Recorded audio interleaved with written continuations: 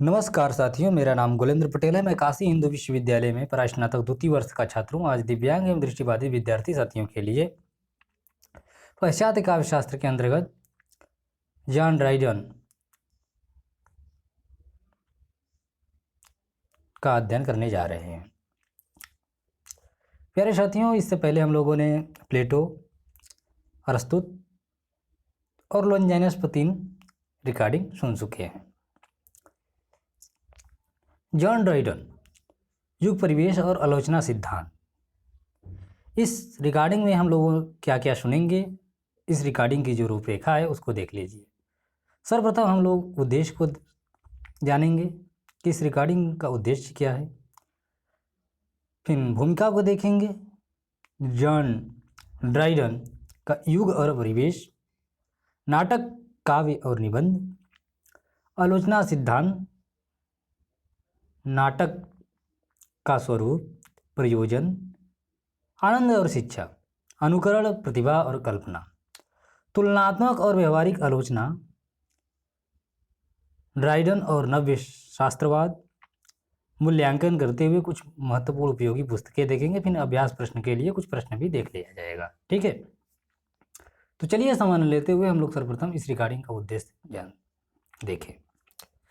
इस रिकॉर्डिंग को सुनने के बाद आप बता सकेंगे कि अंग्रेजी में शिक्षा मतलब अंग्रेजी में विश्लेषणात्मक समीक्षा का सूत्रपात किसने किया। पुनः स्थापन, युग के परिवेश की जानकारी दे सकेंगे। ड्राइडन के नाट्य काव्य नामक निबंध के विषय में चर्चा कर सकेंगे और ड्राइडन के आलोचना सिद्धांतों का उल्लेख कर सकेंगे। इस रिकॉर्डिंग की जो यानी इस अध्ययन की जो भूमिका है उसको देखिए। प्रस्तावना, जॉन ड्राइडन को अंग्रेजी की विश्लेषणात्मक समीक्षा का संस्थापक माना जाता है। उनसे पहले इंग्लैंड में आलोचना की कोई व्यवस्थित परंपरा नहीं थी। पूर्ववर्ती पुनर्जागरण या एलिजाबेथ युग रचनात्मक दृष्टि से काफ़ी उर्वर था। उस समय मार्लो, शेक्सपियर, बेन जॉनसन जैसे उच्च कोटि के रचनाकार हुए थे, जिनमें पुनर्जागरण अपनी पूरी शक्ति के साथ फूट पड़ा था। किंतु उस समय की आलोचना निर्णयात्मक, पांडित्यपूर्ण और शास्त्रीय उपकरणों से बोझित है। उनमें न तो किसी रचना के विश्लेषण का प्रयास है, न मूल्य निर्णय में समसामयिक रचनाशीलता को आधार बनाया गया है। यूनानी रोमी काव्य प्रतिमानों का आतंक इतना हावी है कि आलोचक प्रायः उनसे बाहर जाने की बात सोच ही नहीं पाता है। वह अरस्तु, होरेस आदि के काव्य सिद्धांतों को आधार बनाकर रचना कर्म में प्रवृत्त होने का उपदेश देता है, किंतु समसामयिक सृजन के संदर्भ में उन सिद्धांतों का आकलन नहीं करता है। ड्राइडन ने अपने आलोचनात्मक लेखन द्वारा इन सीमाओं का काफ़ी हद तक अतिक्रमण किया। ड्राइडन मूलतः कवि और नाटककार थे। आलोचना उनकी साहित्यिक चिंता का प्रमुख क्षेत्र नहीं था। 17वीं सदी में आलोचना को स्वतंत्र विधा के रूप में मान्यता प्रदान नहीं हुई थी। सैद्धांतिक आलोचना पर ड्राइडन की एक ही रचना है, ऑफ ड्रामेटिक पोएजी यानी नाट्य काव्य, जो 1688 में प्रकाशित हुई थी। इसकी विस्तार से चर्चा हम आगे करेंगे। उनकी शेष कृतियां स्वयं अपनी रचनाओं की प्रस्तावनाओं और समर्पण पत्रों के रूप में हैं। इन प्रस्तावनाओं का उद्देश्य अपने नाटक को और कविताओं का श्रोता वर्ग पर तैयार करना था। उनकी इन्हीं प्रस्तावनाओं के द्वारा धीरे धीरे अंग्रेजी आलोचना का रूपांतरण हुआ। ड्राइडन का युग और परिवेश। ड्राइडन के संपूर्ण रचनाकाल का संबंध पुनः स्थापन युग यानी कि 1660 से 1700 से है। लगभग 11 वर्ष के लोकतांत्रिक प्रयोग के बाद 1660 में राजतंत्र की फिर से स्थापना हुई थी। राजशाही की पुनः स्थापना के बावजूद यह काल एक नए युग के आगमन का सूचक है। ऊपर से देखने पर तो ऐसा लगता है कि अ, लोकतंत्र का प्रयोग विफल रहा, किंतु असलियत यह है कि एक बार आरंभ होने के बाद लोकतांत्रिक मूल्यों के विकास की यह प्रक्रिया रुकी नहीं, वरन उत्तरोत्तर तेज होती गई और राजतंत्र को अंतिम झटका 1688 की गौरवपूर्ण क्रांति यानी ग्लेशियर रिवॉल्यूशन से लगा।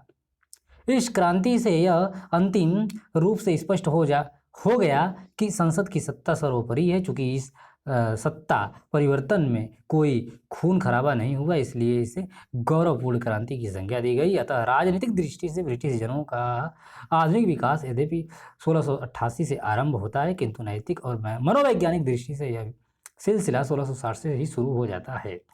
चार्ल्स द्वितीय के पुनः स्थापन 1660 से एक नया समाज और नवीन साहित्य का आरंभ होता है। ड्राइडन इस नई चेतना के वाहक रचनाकार हैं। पुनः स्थापना का उदय गण राज्यकालीन संयम की कोख से हुआ था। शुद्धतावादियों ने सभी प्रकार के आनंद और उल्लास का प्रतिबंध लगा दिया था। अतः इंग्लैंड में 1642 से 1660 तक सभी नाट्यगृह बंद रहे। शुद्धतावादी या प्यूरिटन अंग्रेजी प्रोटेस्टेंटों का वह वर्ग था जो यह मानता था कि एलिजाबेथ युग में धर्म सुधार का जो सिलसिला चला वह काफ़ी नहीं था। वस्तुतः चर्च में और ज़्यादा क्रांतिकारी सुधार होने चाहिए थे। 17वीं सदी में गृह युद्ध के दौरान शुद्धतावादियों का राजनीतिक वर्चस्व रहा और कामवेल के नेतृत्व में राजशाही को उखाड़ फेंकने में उन्होंने प्रमुख भूमिका निभाई। उनका बल आचरण की शुद्धता बरता, इसलिए गणतंत्र काल यानी 1649 से 1660 के दौरान इंग्लैंड में शराब खाने और नाट्यगृह बंद कर दिए गए थे। पुनः स्थापना के साथ ही ये नाट्यगृह फिर से खुल गए और जन उत्सवों तथा जन समारोहों की बाढ़ सी आ गई। इन गतिविधियों से नाट्य लेखन तथा उनके मंचन को बढ़ावा मिला और नाटक युग की क्रांति विधा के रूप में उभर कर सामने आया। पुनः स्थापना से पहले पुनर्जागरण का युग था, जिसमें रचनात्मक ऊर्जा का विस्फोट हुआ था। यह एलिजाबेथ का और शेक्सपियर का युग था। इसकी उपलब्धियां अप्रतिम थीं। पुनः स्थापन युग के रचनाकारों, विशेष रूप से ड्राइडन की स्मृति में यह युग बसा हुआ है। उन्होंने पूर्ववर्ती युग का इसका बार बार उल्लेख किया और इस युग के साहित्य में प्रेरणा प्रसूत आवेग और कल्पनाशीलता की प्रधानता है, किंतु पुनर्जागरण से पुनः स्थापना में संक्रमण के दौर में लेखकों की मनोवृत्ति और साहित्य के स्वर में धीरे धीरे बदलाव आ रहा था। वैचारिकता के प्रति रुझान के साथ साथ भाव में संश्लिष्टता और जटिलता बढ़ती जा रही थी। भाव प्रधान साहित्य का स्थान विचार प्रधान साहित्य लेता जा रहा था। व्यवस्था और संतुलन पर बल था। कला में बौद्धिकता का प्रभाव बढ़ रहा था, क्योंकि बौद्धिकता ही वह तत्व है जिससे व्यवस्था और संतुलन को बल मिलता है। इस बौद्धिकता का एक परिणाम यह हुआ कि जीवन के हर क्षेत्र में तर्क और शोध की भावना का विकास हुआ। मानव मूल्यों की जांच पड़ताल और भौतिक रस्सियों की खोज करके उन्हें व्यवस्थित रूप देने की स्पृहा बलवती हुई। नैतिक और राजनीतिक दर्शन नई विधि संहिता बनाने की ओर प्रवृत्त हुए। कार्य व्यवस्था को बढ़ावा मिला। अंग्रेजी दार्शनिक हॉब्स, जिसका समय है 1588 से 1679 की कृतियों में मानव बुद्धि का विविध अध्ययन किया गया है। वैज्ञानिक चेतना के उदय और प्रसार से भी तार्किकता की प्रवृत्ति पुष्ट और दृढ़ हुई। इस काल में विज्ञान युग का फैशन बन गया था। विलियम हार्वे, जिनका समय है 1578 से 1657, विलियम हार्वे ने रक्त संचार की खोज कर ली थी। रॉयल सोसाइटी, जिसकी स्थापना विज्ञान को बढ़ावा देने के लिए की गई थी, वैज्ञानिक सरगर्मी का केंद्र बनती जा रही थी। न्यूटन, जिनका समय है 1642 से लेकर 1727, न्यूटन ने अपने अनेक शोध परिणाम पहल इसी सोसाइटी में उद्घाटित किए थे। तर्क और विज्ञान के प्रभाव से इस युग के गद्य में एक खास तरह की ताजगी और पारदर्शिता है जो इससे पहले के गद्य में दुर्लभ थी। ड्राइडन के गद्य में यह पारदर्शिता ताजगी सबसे ज़्यादा है, इसलिए उन्हें आधुनिक अंग्रेजी गद्य का जनक भी माना जाता है। पुनः स्थापन काल में फ्रांस का प्रभाव अधिक मुखर रूप से सामने आया। पुनर्जागरण काल में यूनानी रोमी प्रभाव इटली के माध्यम से आया था। पुनः स्थापन काल में इस प्रभाव का स्रोत फ्रांस बन गया।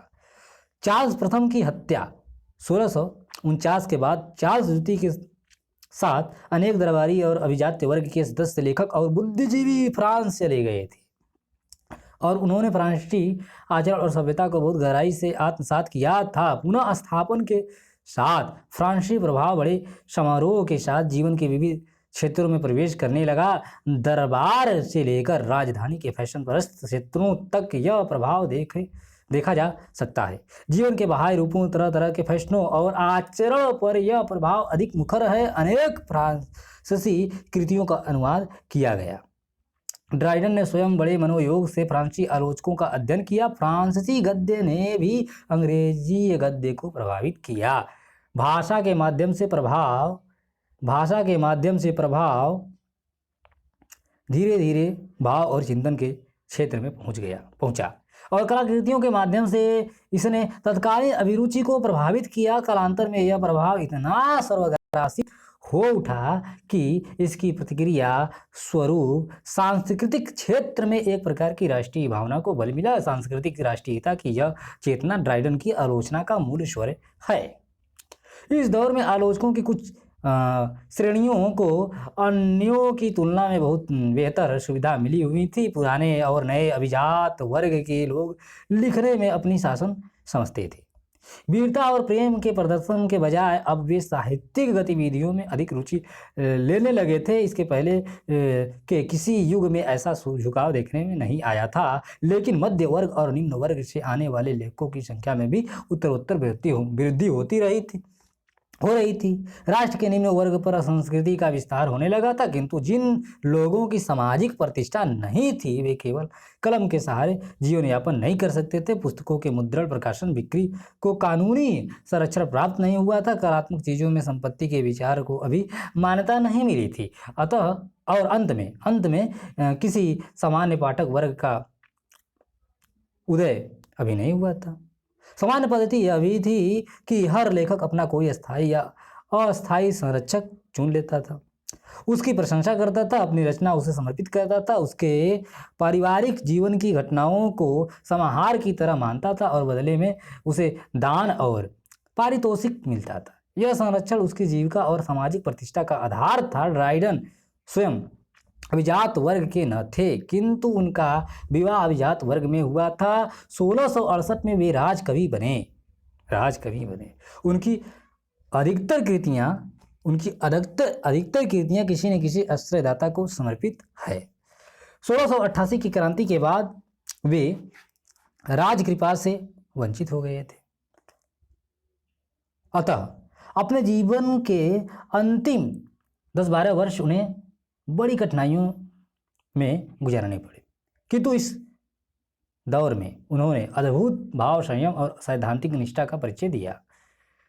पुनः स्थापनाकालीन साहित्य में अपने पूर्ववर्ती साहित्य के प्रति गहरी प्रतिक्रिया की भावना भी दिखाई देती है। इस काल के अनेक लेखक पुनर्जागरण काल के साहित्य का मूल्यांकन करते हैं और कई कारणों से अपने साहित्य को उससे बेहतर समझते हैं। ड्राइडन में भी यह द्वंद्व है कि हालांकि पूर्ववर्ती साहित्य के प्रति उनकी पूरी सहानुभूति है, इस काल की आदर्श रचनाओं के स्रोत अन्यत्र हैं। प्राचीन अभिजात्यवादी यूनानी, रोमी, विशेष रूप से रोमी रचनाओं में और समसामयिक फ्रांस में।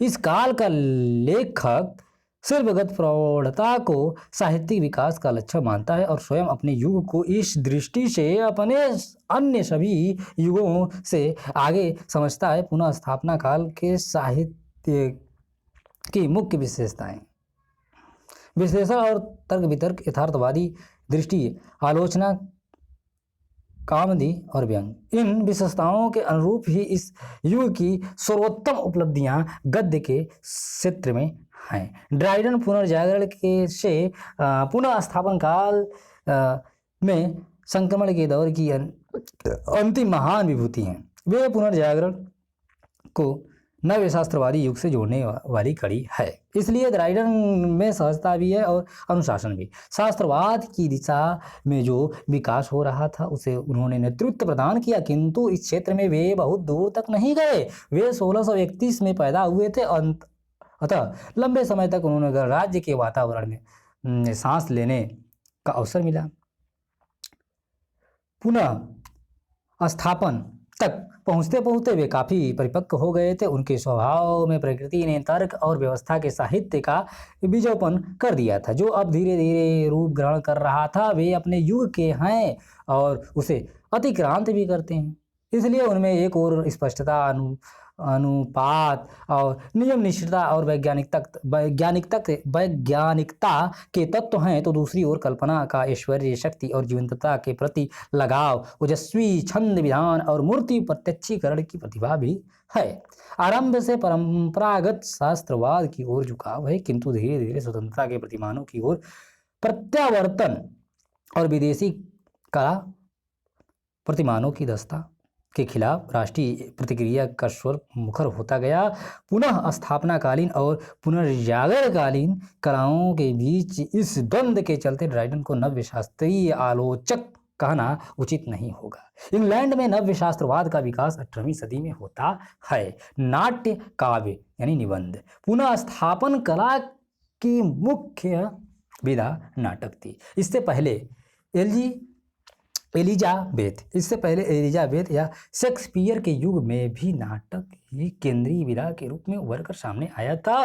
स्वयं ड्राइडन के आलोचना साहित्य के 2/3 अंश का संबंध नाटक से है।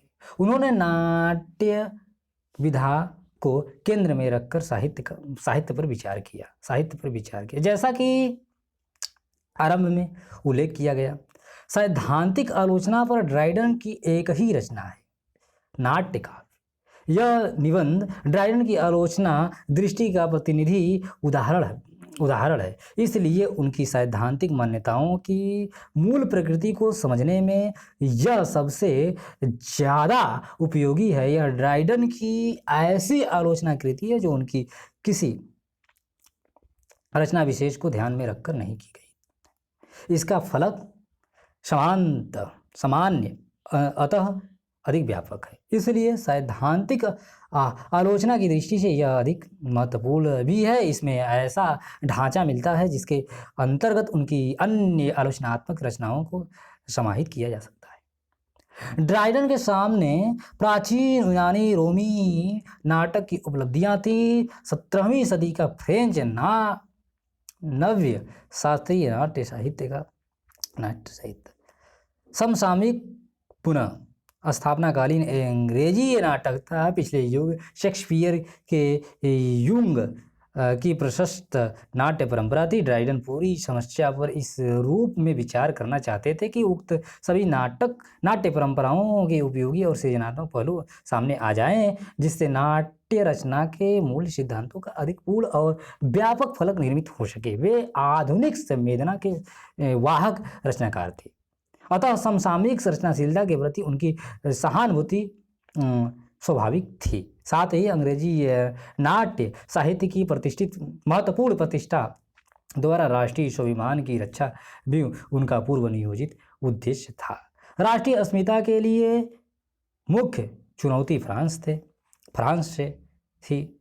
17वीं सदी के उत्तरार्ध में फ्रांस ने यह दर्शाया था कि नाटक के क्षेत्र में अभिजात्यवादी यूनानी रोमीय प्रतिमानों का कितना अच्छा उपयोग किया जा सकता था। वहाँ कार्नेई यानी कि जिसका कार्नेई का समय जो है 1606 से लेकर 1684 और रासिन का समय जो है 1639 से लेकर 1709 जैसे प्रसिद्ध नाटककार हुए थे, जिनके नाटकों में कला, स्थान, कार्य व्यवहार की अन्य व्यक्तियों का पूरी तत्परता से पालन किया गया था। त्रासदी या कामदी के तत्वों के मिश्रण को सावधानीपूर्वक बचाया गया था। जिन दृश्यों को रंगमंच पर दिखाना प्रेक्षकों के लिए जुस्साजनक हो अथवा जिन्हें देखने से उनकी कल्पना शक्ति पर बहुत जोर पड़े, उन्होंने रंगमंच पर दिखाने के बजाय सूच्य की श्रेणी में रखना अधिक युक्तिसंगत माना गया था।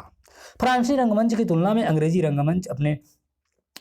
रंगमंच अनपढ़ और श्रेयहीन दिखाई देता था। उनमें परिष्कार का अभाव था। फ्रांस में अंग्रेजी नाटककारों को एकदम असंस्कृत और बर्बर माना जा रहा था। शेक्सपियर भी इस आलोचना का अपवाद नहीं थे। इस विरोधी आलोचना का असर इंग्लैंड में भी पड़ रहा था, क्योंकि यूरोप के सांस्कृतिक परिदृश्य पर उन दिनों फ्रांस का वर्चस्व था। अपने नाट्य काव्य निबंध में ड्राइडन ने पहली बार शेक्सपियर और उस काल के कुछ अन्य नाटककारों की अकुंठ भाव से सराहना की और इस प्रकार अपनी राष्ट्रीय अस्मिता को रेखांकित किया। एलिजाबेथी नाट्य प्रतिमानों के प्रति उनका यह झुकाव उत्तरोत्तर बढ़ता गया। यह बड़ा ही समयोचित कार्य था। निबंध के आरंभ में पाठक को निर्दिष्ट भूमिका में उन्होंने लिखा। लेखक का उद्देश्य ऐसे लोगों की निंदा से अधिक अलेखकों के सम्मान की रक्षा करना है, जो संपूर्ण न्याय भावना को ताक पर रखकर उनकी तुलना में फ्रांसीसी लेखकों को अधिक प्रसन्न करते हैं। पृष्ठ संख्या अगर देखें तो 118 से ली गई है। मैं इस पुस्तक का आगे जिक्र करूंगा, ठीक है। पूरा निबंध संवाद शैली में है। संवाद में 4 पात्र भाग लेते हैं। क्रीटेस, यूजिनियस, लिसिडियस और निएंडर। इन पात्रों की ऐतिहासिक पहचान की गई। हालांकि ड्राइडन ने इन्हें यूनानी नाम से नाम दे दिए हैं। निएंडर, जिसका शाब्दिक अर्थ है नया आदमी, स्वयं ड्राइडन है। संवाद के क्रम के अनुरूप ही पूरे विवेचन को 3 भागों में रखा जा सकता है। पहला प्राचीन बनाम आधुनिक, दूसरा फ्रांसीसी बनाम अंग्रेजी, तीसरा तुकांत बनाम तुकांत छंद। इस योजना के अनुरूप ही 6 पूर्व निर्धारित वक्तव्य हैं। क्रीटेस प्राचीन यूनानी रोमी लेखकों का पक्ष लेता और यूजेनियस आधुनिक पुनः स्थापनाकालीन लेखकों का। लिसिडियस 17वीं सदी के फ्रेंच नाट्य शास्त्रीय नाटकों का पक्ष ग्रहण करता है और निएंडर पिछले युग शेक्सपियर के युग के अंग्रेजी नाट्य साहित्य का। क्रीटेस और तुकांत छंद ब्लैंक वर्ष का समर्थन करता है और निएंडर तुकांत छंद का, क्योंकि पुनः स्थापनाकालीन नाट्य तुकांत छंद में ही रचे जा रहे थे। पूरे निबंध के विधान से ही अंग्रेजी नाट्य साहित्य की केंद्रीयता प्रकट होती है। जहाँ यूनानी रोमी नाट्य साहित्य पर मुख्यतः दूसरे भाग में विचार किया गया है, वहाँ अंग्रेजी नाट्य साहित्य तीनों भागों में विवेचन के केंद्र में रहता है। क्रीटेस, यूजेनियस और लिसिडियस के माध्यम से ड्राइडन 3 तरह के यूनानी रोमी फ्रांसीसी और पुनः स्थापनाकालीन अभिजात्यवादी प्रतिमानों को अभिव्यक्ति का खुला अवसर देते हैं। चर्चा का मूल बिंदु तब प्रकट होता है जब निएंडर अर्थात नया आदमी स्वयं ड्राइडन प्रकट होता है। नाटक की एक काम चलताऊ परिभाषा लिसिडियस ने आरंभ में वार्तालाप का क्रम शुरू होने से पहले ही दी थी, जिसे सभी वक्ता बिना विशेष नकूर के स्वीकार कर लेते हैं। इससे यह जाहिर होता है कि सैद्धांतिक प्रश्नों के प्रति ड्राइडन की दिलचस्पी कितनी कम थी। परिभाषा इस प्रकार है: नाटक मानव जाति के आनंद और शिक्षा के लिए उसके भावों, मनोदशाओं और भाग के उतार चढ़ाव का चित्रण किया जाता है। नाटक में तीनों वक्ताओं के तर्क तथ्यता, जीवनगत सत्य और यथार्थ को केंद्र में रख कर चले हैं, जिनमें शास्त्रीय नियम निष्ठता पर बल है। निएंडर, जो शेक्सपियर युगीन अंग्रेजी नाटक का पक्षधर है, की रणनीति यह है कि वह चर्चा को यथातथ्यता से जीवंतता की ओर मोड़ देता है, जिससे यथार्थ के बजाय कल्पनाशीलता पर और मनोवेगों तथा मनोदशाओं के चित्रण पर बल रहता है। उसके अनुसार अतिशय नियमनिष्ठता और औपचारिकता से जीवंतता जाती रहती है। वह अपने तर्क को इस रूप में रखता है कि यथातथ्यता और जीवंतता में संबंध क्या है। उसके अनुसार यथातथता और जीवंतता परस्पर विरोधी नहीं, एक दूसरे के पूरक हैं। अच्छी रचना में दोनों एक दूसरे से द्वंद्वात्मक रिश्ते से जुड़े रहते हैं। सच्ची कला दोनों के उचित संतुलन पर निर्भर है। अगला शीर्षक है आलोचना सिद्धांत। ड्राइडन का आलोचना सिद्धांत। नाट्य यानी काव्य का स्वरूप। ड्राइडन ने नाटक की जो परिभाषा दी है वह व्याख्या सापेक्ष है। परिभाषा के दो भाग हैं। पहले भाग में नाटक के स्वरूप को स्पष्ट किया गया है। नाटक मानव प्रकृति का यथातथ्य और जीवंत प्रतिबिंब है। नाटक मानव प्रकृति का यथातथ्य और जीवंत प्रतिबिंब है। A just and lively image of human nature. यह परिभाषा नाटक के अलावा सृजनात्मक साहित्य के अन्य रूपों पर भी लागू होती है। इसमें 4 शब्द हैं जो महत्वपूर्ण है। प्रतिबिंब यानी इमेज, यथातथ्य यानी जस्ट, जीवंत यानी लिवली और मानव प्रकृति यानी ह्यूमन नेचर। प्रतिबिंब शब्द के द्वारा ड्राइडन जीवन के आभासीय स्वरूप पर बल देते दिखाई देते हैं। वस्तुतः वे मानव प्रकृति के प्रतिबिंब और मानव प्रकृति के सत्य में कोई अंतर नहीं मानते, कोई अंतर नहीं मानते। प्रतिबिंब में यदि यथातथ्य हुआ, उसमें यदि यथार्थ का आधार हुआ तो वह सच्चा भी होगा, किंतु इस प्रतिबिंब में मात्र यथातथ्यता ही न हो, जीवंतता भी हो। जीवंतता के लिए प्रतिभा का या कल्पना अपेक्षित होगी। मानव प्रकृति का यथातथ्य विवरण कोई मनोवैज्ञानिक भी दे सकता है, किंतु वह न तो जीवंत होगा न प्रतिबिंब। इस प्रकार यह भी संभव है कि कोई प्रतिबिंब जीवंत हो पर यथातथ्य न हो। इसके विपरीत मानव प्रकृति का यथातथ्य प्रतिबिंब जीवंत होने के बजाय निर्जीव भी हो सकता है। यह सभी विशेषताएं एक साथ नाटक या सृजनात्मक साहित्य में ही मिल सकती हैं, ज्ञान के अन्य रूपों में नहीं। नाटक की प्रतिबद्धता मानव प्रकृति के प्रति है। नाटक की प्रतिबद्धता मानव प्रकृति के प्रति है। उसमें मानव प्रकृति का अनुकरण या चित्रण रहता है।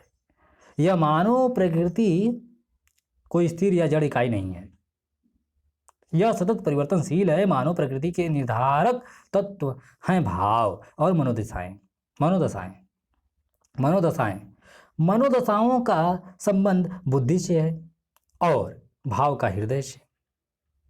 दोनों मिलकर मानव प्रकृति की बौद्धिक और संवेदनात्मक प्रक्रिया का अर्थ व्यक्त करते हैं। ऐतिहासिक विकास क्रम में जैसे जैसे हमारे ज्ञान का विस्तार होता गया, वैसे वैसे हमारे भावों में संश्लिष्टता और जटिलता बढ़ती गई। अतः साहित्य किन्हीं पूर्व निर्धारित नियमों को शाश्वत मानकर नहीं चल सकता। साहित्य की मूल प्रतिबद्धता इस सतत परिवर्तनशील मानव प्रकृति के प्रति है। इसलिए देश काल के भेद के अनुसार साहित्य के स्वरूप में भी कुछ परिवर्तन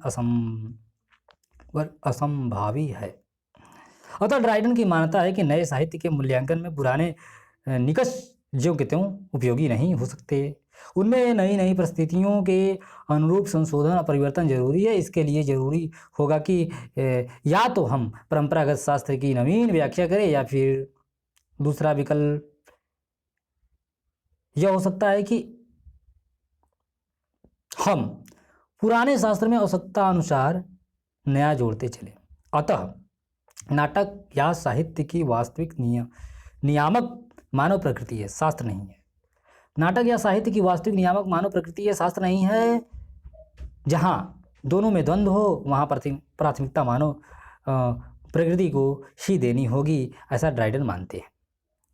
उन्होंने यह दिखाया है कि यदि मानव प्रकृति के अनुसार कोई मानव प्रकृति के अनुकरण को निकष माना जाए तो यूनानी और फ्रांसीसी नाट्य साहित्य के समान अंग्रेजी नाटक भी पूरी तरह से अनुवर्ती दिखाई देंगे। हालांकि उनमें त्रासदी और कामदी के तत्व का मिश्रण है। रंगमंच पर ऐसे दृश्यों को दिखाया गया है जिन्हें यूनानी, रोमी या फ्रांसीसी नाट्य साहित्य में सूच्य की श्रेणी के अंतर्गत रखा जाता है और अनुमतियों का समानता पालन नहीं किया गया है।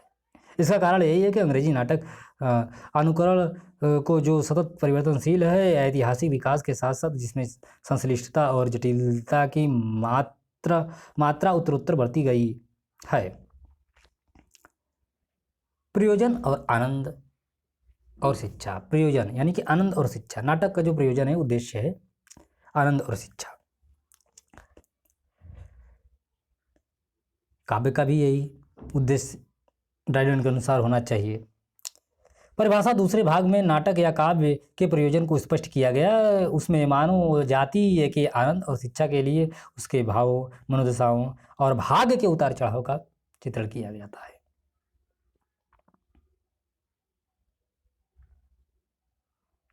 परिभाषा के इस अंश के आधार पर नाटक साहित्य का उद्देश्य है आनंद और शिक्षा।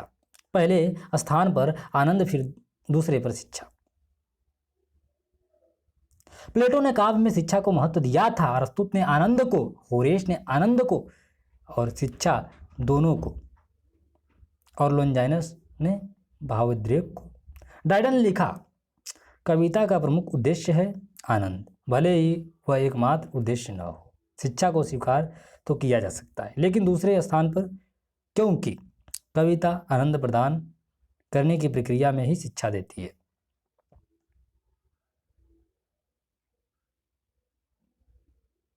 Delight is the chief, if not the only end of poesy.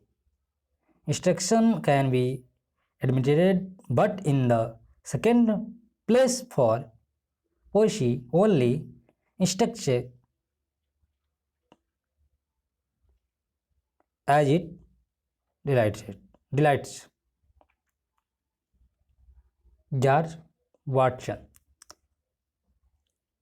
के संपादन में of dramatic poesy and other critical essays, खंड 1 और 2, 1962 से उपर्युक्त परिभाषा या कोटांश या कथन या उक्ति ली गई है। इस तथ्य को उन्होंने बार बार रेखांकित किया है कि कवि का कार्य निश्चय ही अपने श्रोताओं को आनंद प्रदान करना है। पुनः लोगों को आनंद प्रदान करना कवि का उद्देश्य होना चाहिए, क्योंकि नाटक उनके आनंद के लिए ही रचे जाते हैं। अन्यत्र उन्होंने आनंद को कवि के उद्देश्य के साथ साथ शिक्षा को कविता के उद्देश्य के साथ संबद्ध किया है। ड्राइडन ने लिखा है, कवि का मुख्य उद्देश्य है आनंद प्रदान करना। उसकी तात्कालिक प्रतिष्ठा इसी पर निर्भर है कि कविता का महान उद्देश्य है शिक्षा, जो आनंद को उस शिक्षा का माध्यम बनाने से संपन्न होता है, क्योंकि कविता एक कला है और सभी कलाएं किसी न किसी तरह का लाभ पहुंचाने के लिए हैं। जो लोग शिक्षा को काव्य का एकमात्र उद्देश्य मानते हैं, वे भी यह मानेंगे कि इस साधन के बिना शिक्षा सूक्ष्म और नीरस दर्शन का रूप ग्रहण कर लेगी। यदि यह मान लिया जाए कि कवि का मुख्य कार्य अपने श्रोताओं या पाठकों को आनंद प्रदान करना है, तो इसमें यह संकेत मिलता है कि हर युग में लोगों की जैसी प्रवृत्ति हो, जैसा फैशन हो, कवि वैसा ही लिखे। किंतु ड्राइडन इस मान्यता को पूरा समर्थन नहीं देते। कारण आनंद का संबंध पाठक या दर्शक वर्ग की अभिरुचि से भी है, किंतु जरूरी नहीं है कि दर्शक हमेशा अच्छे नाटकों को देखकर ही खुश होते हों, या जिन नाटकों को देखकर वे आनंद लाभ करते हैं वे हमेशा अच्छे ही हों।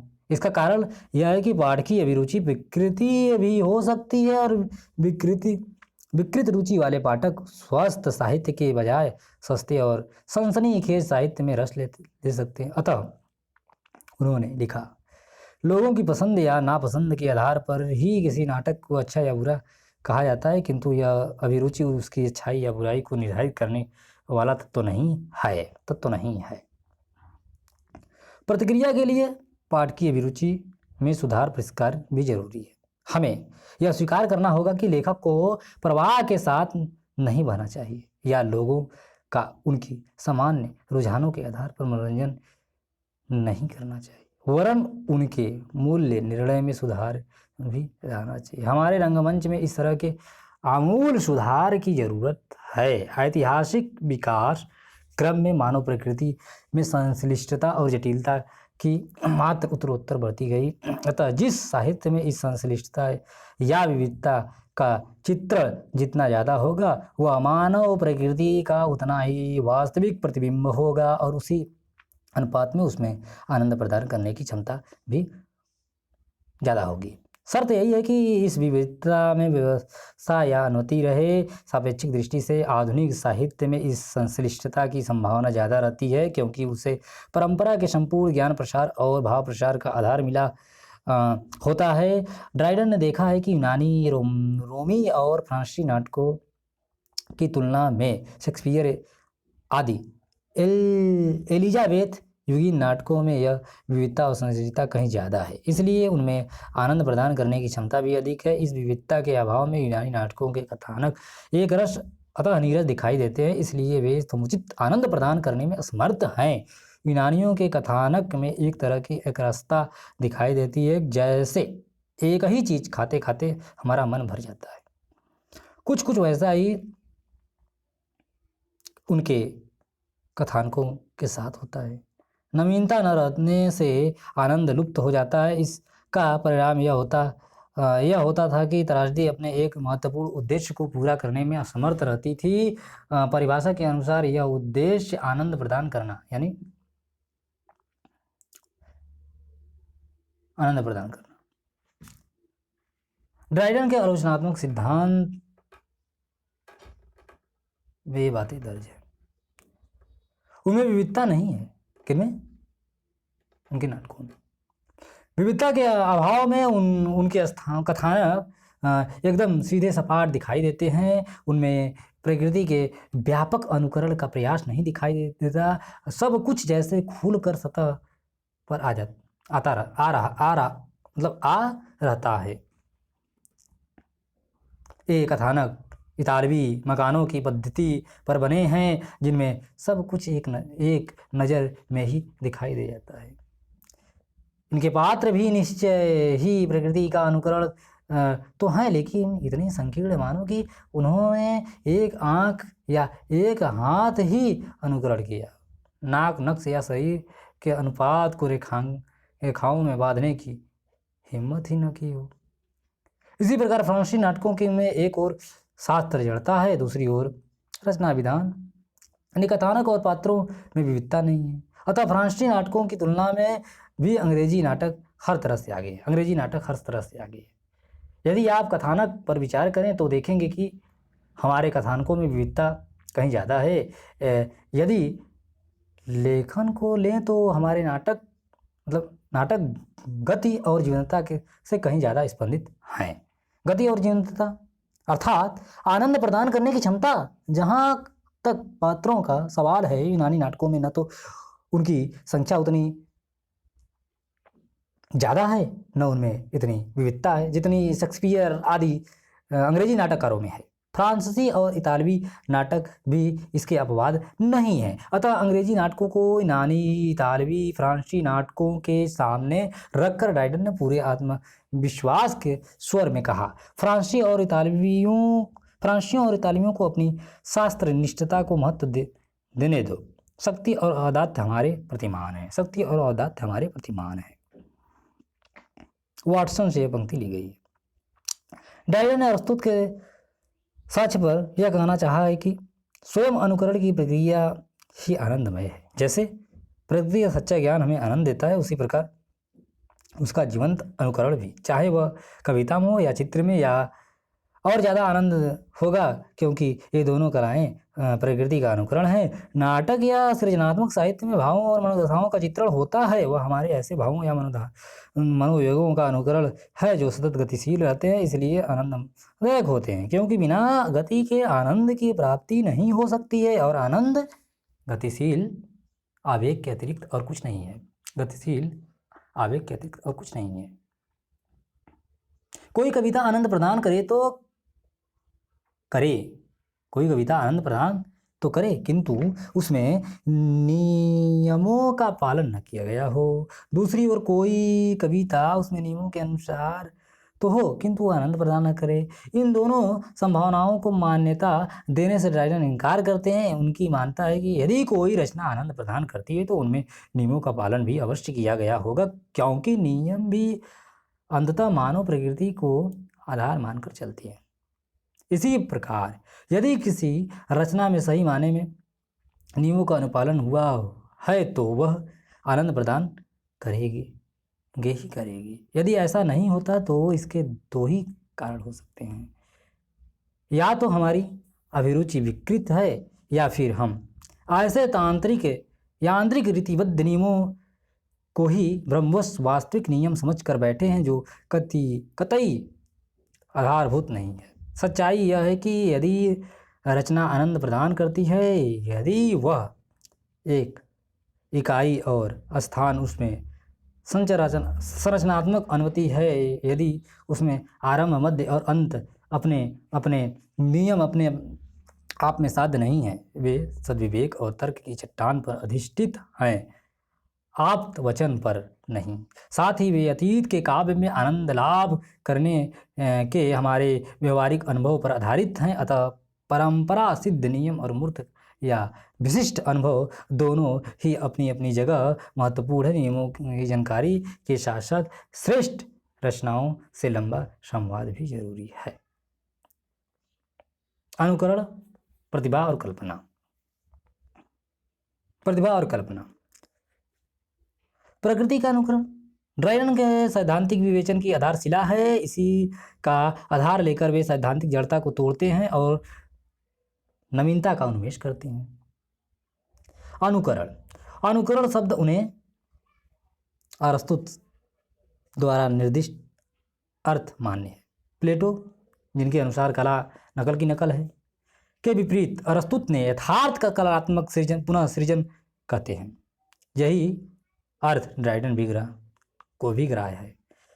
कलाकार प्रकृति का यथावत प्रत्यंकन नहीं करता है, वह प्रकृति से केवल उतनी ही सामग्री लेता है जिसके माध्यम से संपूर्णता का सुंदर सादृश्य प्रस्तुत किया जा सके। वह अपनी आधार सामग्री को प्रकृति से लेता है, किंतु कभी प्रतिभा या कल्पना की सहायता से उसे ऐसा रूप दे देता है जिससे उसमें नवीन परिचय की दीप्ति हो जाती है। ड्राइडन के अनुसार किसी कलाकृति में आधार सामग्री का मूल नगण्य होता है। प्राकृतिक उपादानों की तुलना में कला द्वारा निर्मित रूप बेहतर होते हैं। कवि कर्म में कवि कौशल की निर्णायक भूमिका होती है। कवि कर्म में कवि कौशल की निर्णायक भूमिका होती है। सामान्य तौर पर कवि का कार्य किसी बंदूक बनाने वाले या घड़ी साज के काम की तरह है। इस्पात का या चांदी उसकी अपनी नहीं होती है, किंतु जो तत्व उन्हें मूल्यवत्ता प्रदान करता है वह इन धातुओं में निहित नहीं होता है, उसका मूल पूरी तरह उसकी कारीगरी में निहित होता है। वस्तुतः कवि में जो गुण सबसे ज़्यादा जरूरी है वह है प्रतिभा या कल्पना। कवि कल्पना या प्रतिभा कवि की वह शक्ति विशेष है जो अनुकरण को सृजन में रूपांतरित करती है। अनुकरण द्वारा कवि केवल उन चीज़ों को चित्रित कर सकता है जिन्हें उसने देखा है, जबकि कल्पना अदृष्टपूर्ण वस्तुओं का विधान करने में सक्षम है। चित्रकला और कविता दोनों में जो साम्य तत्व क्रियाशील रहता है वह कल्पना है। कल्पना ही कविता और चित्र को जीवंतता से अनुप्राणित करती है। प्रतिभा और कल्पना के संदर्भ में ड्राइडन ने 3 शब्दों का प्रयोग किया है: इमेजिनेशन और फैंटेसी, अर्थात हम इन्हें क्रमशः विदग्धता और कल्पना और ललित कल्पना कहेंगे। किंतु ड्राइडन के समय में इनकी अर्थ रेखाएं इतनी स्पष्ट न थीं। ये तीनों शब्द थोड़े बहुत अंतर के साथ प्रतिभा और कल्पना के सूचक थे। उनके अर्थ परस्पर समावेशी थे, हालांकि मोटे तौर पर उनमें अर्थभेद भी अर्थभेद भी था। तीनों में सबसे अधिक व्यापक है हिबिट। ड्राइडन ने इसका प्रयोग भी सबसे ज़्यादा हुआ है। ड्राइडन में इसका सबसे प्रयोग ज़्यादा किया है। अन्य दोनों शब्दों जैसे फैंसी और इमेजिनेशन के सम्मिलित प्रयोग से भी ज़्यादा बिट शब्द का प्रयोग ड्राइडन ने किया है। यह मूलतः कवि प्रतिभा का सूचक था। यूँ अर्थ के स्तर पर इसके 3 घटक हैं: विविधता, अलंकरण और कवि कल्पना या प्रतिभा। आज इस शब्द का विविधता वाला अर्थ इतना प्रधान हो उठा है कि इसने शेष दोनों अर्थों को काफ़ी हद तक विस्थापित कर दिया है। ड्राइडन के युग में कवि कल्पना वाला अर्थ प्रधान था। वास्तविक प्रतिभा का सूचक यही शब्द था, इसलिए ड्राइडन ने इसे कल्पना की शक्ति कहा है बिट को। इसका वास्तविक रहस्य न तो मार्मिक सूक्ति की तीक्ष्ण धार में निहित है, न अर्थ वैषम्य में निहित है, विरोधाभास में, न किसी भेद्य श्लिष्ट प्रयोग की अर्थध्वनि में। यह तो अलंकृत भाषा की सहायता से ऐसे सटीक चित्रण में निहित है जो अप्रस्तुत वस्तुओं को इस रूप में प्रस्तुत कर दे जैसे कि वे प्रस्तुत हों। कल्पना द्वारा प्रस्तुत ये रूप प्राकृतिक रूपों से जितने ही पूर्ण होते हैं, किंतु उनमें आनंद प्रदान करने की क्षमता प्राकृतिक रूपों से उतनी प्राकृतिक रूपों से अधिक होती है। ड्राइडन के अनुसार कल्पना पर अंकुश रखना भी बहुत जरूरी है, क्योंकि कवि में कल्पना इतनी उद्धत और उच्छृंखल शक्ति है कि भारी भरकम शिकारी कुत्ते की तरह यदि उसे जंजीर में बांध कर नियंत्रण में न रखा जाए तो वह विवेक की सीमाओं को अतिक्रांत कर सकती है। ड्राइडन ने बार बार कवि की इस दूरी प्रतिभा पर छोड़ दिया है जिसमें विवेक कल्पना को नियंत्रण में रखता है। ड्राइडन के काव्य चिंतन की यह महत्वपूर्ण अवधारणा है। विवेक और कल्पना दोनों एक अलग अलग क्षुद्रता का आभास देते हैं। काव्य प्रतिभा के निर्देशक वे तभी बनते हैं जब वे परस्पर सहयोग करते हुए गतिशील हों और एक दूसरे को बल प्रदान करें। जब ज्ञान विवेक संवेदनात्मक रूप रख कर आए और संवेदना कल्पना ज्ञानात्मक रूप रख कर एक दूसरे शब्दों में सच्ची प्रतिभा विवेक और कल्पना के उचित संतुलन पर निर्भर है। मतलब जो सच्ची प्रतिभा है वो कल्पना और विवेक के सामंजस्य से संबंधित होती है। ठीक है। अन्य नव्य शास्त्रीय आलोचकों की तरह ड्राइडन ने फैंसी और इमेजिनेशन शब्दों का प्रयोग पर्याप्तवत किया है। इनमें फैंसी का प्रयोग ज़्यादा आम है, किंतु इस काल के समीक्षकों की अपेक्षा ड्राइडन में इमेजिनेशन शब्द का प्रयोग भी असाधारण रूप से अधिक है, फैंसी के 50% से अधिक। किंतु एक संदर्भ में जहाँ सृजन प्रक्रिया की चर्चा है, ड्राइडन ने फैंसी को इमेजिनेशन का एक भेद माना है, जिससे यह संकेत मिलता है कि फैंसी की तुलना में इमेजिनेशन अधिक व्यापक है। इस प्रसंग में ड्राइडन ने कवि कल्पना पोएटिक इमेजिनेशन पदबंध का प्रयोग किया है, जो काफ़ी हद तक कवि प्रतिभा का सूचक है। इसके 3 घटक हैं: उद्भावना, कल्पना और अभिव्यक्ति। कवि कल्पना का पहला सौभाग्य है उद्भावना या संबद्ध विचार की खोज। दूसरा, कल्पना या उस विचार का रूपांतरण, उसे गढ़ना या उसका संवेदनात्मक प्रत्यक्षीकरण जिस रूप में विवेक उसे विषयानुरूप चित्रित करता है। तीसरा है अभिव्यक्ति, अर्थात इस तरह से उपलब्ध है और रूपांतरित विचार को सटीक, अर्थपूर्ण और ध्वन्यात्मक शब्दावली में विभूषित करना। उद्भावना में कभी कल्पना की तीव्रता दिखाई देती है। कल्पना में नवोन्मेष और अभिव्यक्ति की सटीकता। इस प्रकार सृजन प्रक्रिया का पहला चरण है उद्भावना या वस्तु का संधान। इसमें किसी नवीन रचना के आकस्मिक अंकुरण का भाव निहित है। दूसरा चरण है संरचना में ढलना। यह अंशतः बुद्धि का काम है, अंशतः कल्पना का। विवेक रचना को आकार देता है, कल्पना उसमें जीवंतता का संचार करती है। कल्पना का काम जब संपन्न हो जाता है तभी उसे शब्दबद्ध करने, उस विचार को भी भूषित और अलंकृत करने का चरण आता है। ध्वन्यात्मक विश्लेषण में यह संकेत चिन्हित है कि ऐसे शब्दों का संधान किया जाए, उनका संयोजन इस रूप में हो कि वे उद्भावित वस्तु की मनोदशा को व्यंजित करने में समर्थ हों। सृजन प्रक्रिया के इन तीनों चरणों में उद्भावना यानी कि वस्तु का प्राथमिक महत्व है। इसलिए कविता और चित्रकला में उद्भावना पहली चीज़ है और यह दोनों के लिए नितांत जरूरी है। उद्भावना के बिना चित्रकार महज अनुकर्ता बनकर रह जाता है, कवि साहित्यिक चोर है।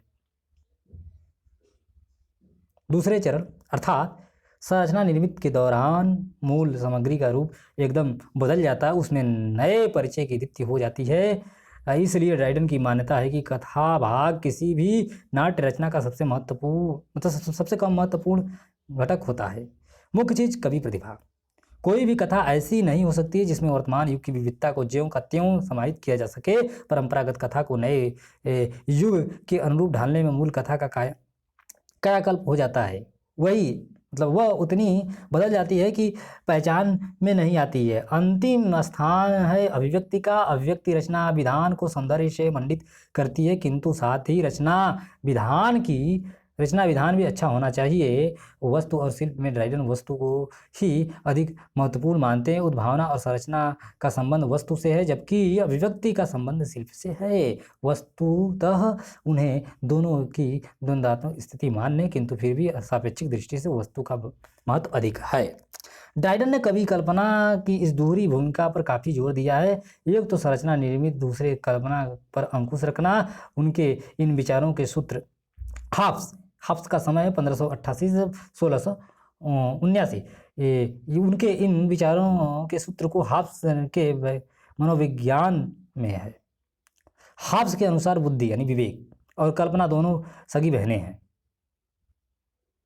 बुद्धि और कल्पना दोनों सगी बहनें हैं। उनकी जननी है स्मृति। दोनों बहनों में बुद्धि अधिक सख्त और अनुशासन प्रिय है। उसका काम है संरचना निर्मिति।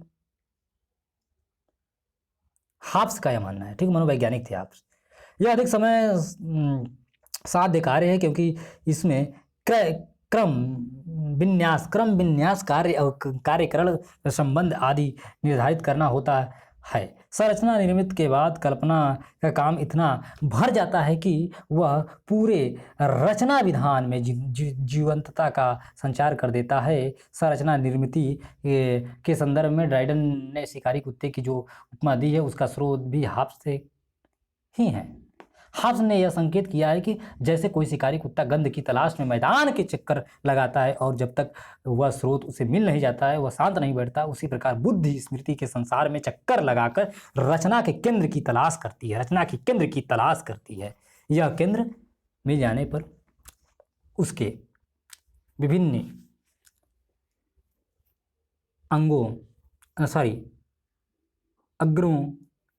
अनंगरों को उस केंद्र से जोड़ देती है।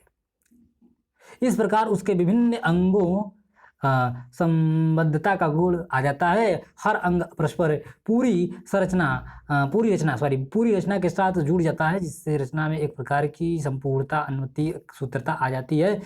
एक अन्य संदर्भ में हाफ्स ने यह बताया है कि कल्पना असमान चीजों में अप्रत्याशित समानता की खोज करती है। असमान चीजों में अप्रत्याशित समानता की खोज करती है, जिससे उपमा रूपक अन्य अलंकारों का उदय होता है। इसके विपरीत बुद्धि समान दिखाई देने वाले चीजों में असमानता का संधान करती है। यह मानव मन की ऐसी विशेषता है जिसके द्वारा वह पूर्ण और सटीक ज्ञान प्राप्त करता है। असमानता में समानता और समानता में असमानता की खोज से संबंधित कल्पना की यह विशेषता ही विविधता में एकता और एकता में विविधता का संधान करने को प्रेरित करती है। आगे चलकर कॉलरिज ने अपने कल्पना संबंधित विवेचन में हाफ्स की इस अंतर्दृष्टि का उपयोग किया है। कल्पना के संदर्भ में ड्राइडन ने बुद्धि तत्व पर काफ़ी जोर दिया है, क्योंकि संरचना निर्मिति में मुख्य भूमिका इसी की रहती है। विवेक को अपने आंतरिक स्रोतों के अलावा अन्य ज्ञान स्रोतों की भी जरूरत पड़ती है। विशाल प्रतिभा, प्रौढ़ विवेक और तीव्र स्मरण शक्ति के साथ साथ आज कला और विज्ञान, विशेष रूप से नैतिक दर्शन, गणित, भूगोल और इतिहास की जानकारी भी मिल गई है।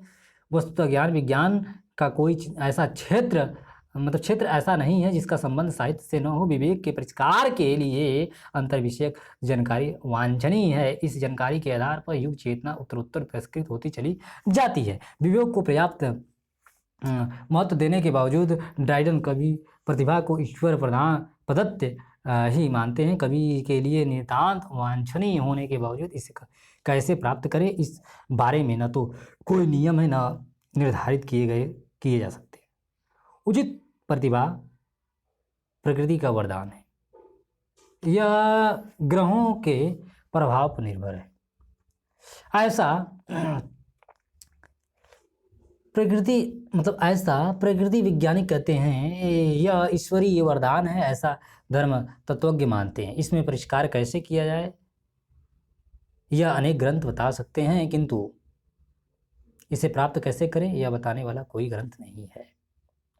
कल्पना चाहे जितनी टेढ़ी मेढ़ी बड़ी चढ़ी हो और शब्द चाहे जितने प्रवाह के साथ आएं, यदि उनके पीछे सत्य का आधार नहीं है तो आत्मा को पूरा संतोष नहीं होता।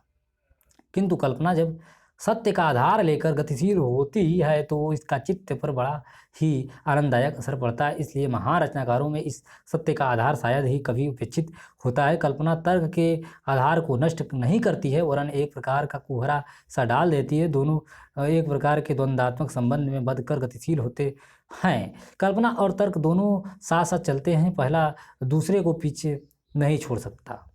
यद्यपि कल्पना गहरी खाई के बावजूद गतिशील हो सकती है, किंतु ऐसे अवसर पर तर्क उसे रोक देता है। यदि उन तर्कों के बीच खाई बहुत गहरी हो तो विवेक छलांग लगाने से इनकार कर देता है। अतः ड्राइडन ने यह मान्यता व्यक्त की है कि जिन्हें अपनी बात को तर्क संगत ढंग से कहने की आदत नहीं है वे अच्छे कवि नहीं हो सकते हैं। अपने मत के समर्थन में उन्होंने होरेश को उद्धृत किया है, जिसके अनुसार आनंद के लिए जो साहित्य रचा जाए उसे सत्य के नज़दीक होना चाहिए। पुनः जो अपनी कल्पना को विवेक द्वारा संयमित नहीं कर सकता उसे लिखने का स्वांग नहीं करना चाहिए। तुलनात्मक और व्यवहारिक आलोचना, उपशीर्षक है तुलनात्मक और व्यवहारिक आलोचना। ड्राइडन की आलोचना की एक महत्वपूर्ण तकनीक है तुलना। वे एक तरह के साहित्यिक मूल्यों को हमेशा दूसरी तरह के साहित्यिक मूल्यों के संदर्भ में रखकर देखते हैं। लेखों के अलावा भी विविधताओं यानी नाटक और महाकाव्य, काव्य शक्तियों यानी प्रतिभा के विभिन्न पक्षों जैसे उद्भावना, कल्पना और विवेक, काव्य के उद्देश्य यानी शिक्षा और आनंद यानी प्रयोजन काव्य का, और साहित्यिक इतिहास के विभिन्न युगों की तुलना करते हैं। लेखों में बेन जॉनसन और शेक्सपियर की तुलना अधिक प्रसिद्ध है। बेन जॉनसन जितना विद्वान और विवेकपूर्ण लेखक किसी भी नाट्य परंपरा में मिलना मुश्किल है। यदि उनकी तुलना शेक्सपियर से की जाए तो यह मानना पड़ेगा कि उसमें परिशुद्धता की मात्रा अधिक थी, किंतु शेक्सपियर की प्रतिभा बड़ी थी। शेक्सपियर नाट्य कवियों के होमर या जनक थे, जबकि जॉनसन के प्रति मेरे मन में सराहना का भाव है, जबकि शेक्सपियर को मैं प्यार करता हूँ।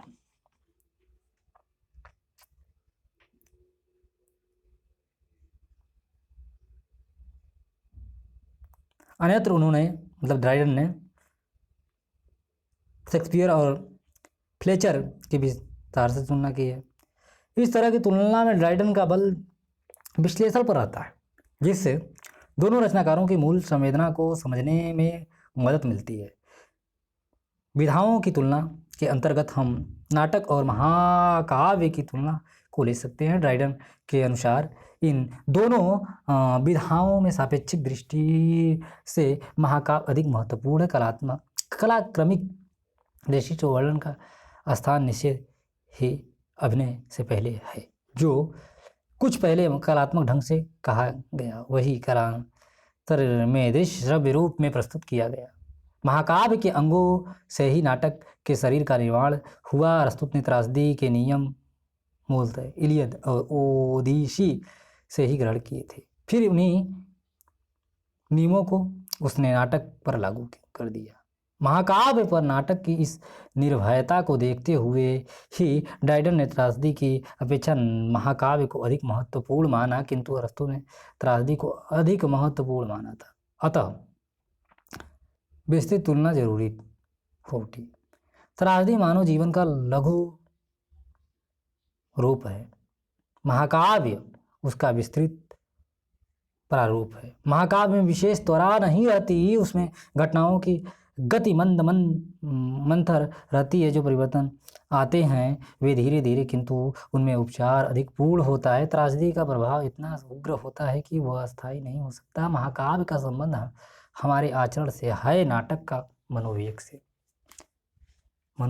दोनों तरह की कविताओं का अपना अपना अलग अलग महत्व है। समानतः तुलना में हमारा ध्यान मूल्यांकन पर रहता है। एक चीज़ को मूल्यांकन करना, एक चीज़ को मूल्यवान मानना, एक चीज़ को मूल्यवान मानना, दूसरे का मूल्य कम करके आंकना या उसे अस्वीकृत करना। किंतु तुलना करते समय ड्राइडन का बल मूल्यांकन के बजाय विश्लेषण पर रहता है। महाकाव्य के बारे में अपनी पसंद के बावजूद वे नाटक और महाकाव्य दोनों के सापेक्षिक महत्व को स्वीकार करते हैं। नाटक और महाकाव्य दोनों विभिन्न विधाएं हैं, दोनों के अपने अपने उद्देश्य हैं, उनकी दृष्टि समावेशी है, अपवर्जित नहीं। वर्जिल के महाकाव्य का अपने युग के रोमवासियों के लिए वैसा ही महत्व है जैसा कि होमर के महाकाव्य का अपने युग के यूनानियों के लिए। नाटक और महाकाव्य की तुलना में विधागत सापेक्षिकता थी, यहाँ सांस्कृतिक सापेक्षता है। दोनों ही उदाहरणों में प्रभाव एक जैसा है। मूल्यांकन के बजाय विश्लेषण। बेन जॉनसन के नाटक दी स्लाइट वुमेन का मूल्यांकन प्रस्तुत करके ड्राइडन ने अंग्रेजी में व्यवहारिक समीक्षा का सूत्रपात किया। अंग्रेजी में इस तरह का यह पहला प्रयास है और अन्य का प्रयास किया है।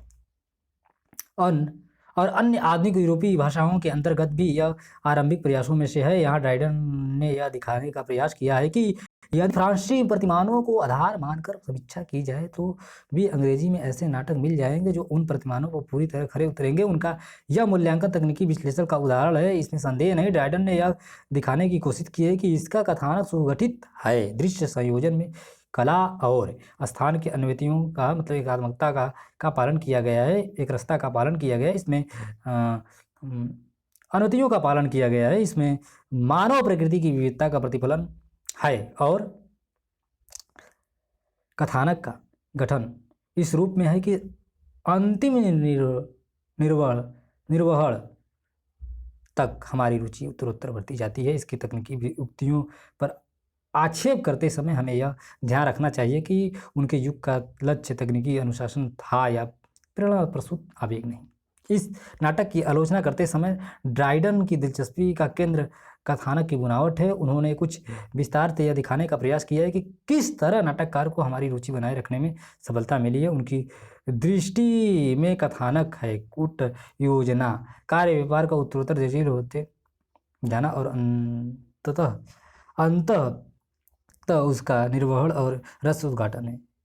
इसके प्रशंसनीय कथानक के बारे में मैं एक बात और कहूँगा और यह कि इसके कार्य व्यापार में हर अंक में उत्तरोत्तर विस्तार होता जाता है। दूसरा अंक पहले की अपेक्षा बड़ा है, तीसरा दूसरे की अपेक्षा और इसी प्रकार आगे 5वें अंक तक वहाँ भी यह अंक देखते हैं कि ठीक अंतिम दृश्य का तक नाटकीय कार्य व्यवहार में बाधा डालने के लिए नई नई कठिनाइयाँ उभरती रहती हैं और जब दर्शक वर्ग इतना निराश हो उठता है कि उससे कार्य व्यापार प्रभावित हो सकता है तभी रहस्य का उद्घाटन होता है, इससे पहले नहीं।